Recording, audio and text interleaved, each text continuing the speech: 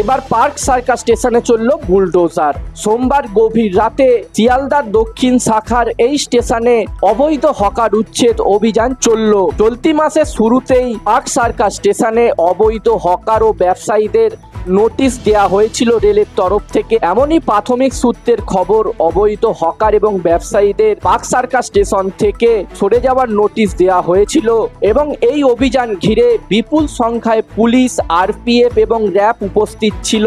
রাজ্যে সরকারের পালাবদলের পর থেকেই রেল বিভিন্ন স্টেশনে অবৈধ হকারদের উচ্ছেদ করছে। স্টেশন এলাকাগুলিতে জবরদখল তোলার জন্য অভিযান চালাচ্ছে রেল। ইতিমধ্যেই হাওড়া, শিয়ালদা, দমদম সহ একাধিক স্টেশনে এই অবৈধ হকারদের সরানোর কাজ করেছে রেল এবং এই একই কাজ এবার পার্ক সার্কাসেও করা হলো। পার্ক সার্কাসে যত অবৈধ দোকান ছিল, হকারদের যত অবৈধ দোকান ছিল সব ভেঙে গুড়িয়ে দেওয়া হয়েছে। সোমবার রাত 10:30টার পরে বিপুল পরিমাণে পুলিশ, র্যাব এবং আরপিএফ পার্ক সার্কাস স্টেশনে যায়। সেখানে কোনো রকম অশান্তি যাতে না হয় সেই কারণেই এই পদক্ষেপ নেওয়া হয়েছিল। প্রথমে রেলের তরফ থেকে মাইকিং করে এলাকার স্টেশন চত্বরে রেলের জমি ফাঁকা করে দেওয়ার নির্দেশ দেওয়া হয়। কিছু সময় দেওয়া হয়েছিল ব্যবসায়ীদের, কিন্তু ব্যবসায়ীরা কেউই নিজের দোকান সরিয়ে নিয়ে যাননি এবং এর পরেই নামে বুলডোজার একে একে গুড়িয়ে দেওয়া হয় দোকান, গুমটি। পার্ক সার্কাস স্টেশন বরাবরই গিঞ্জি।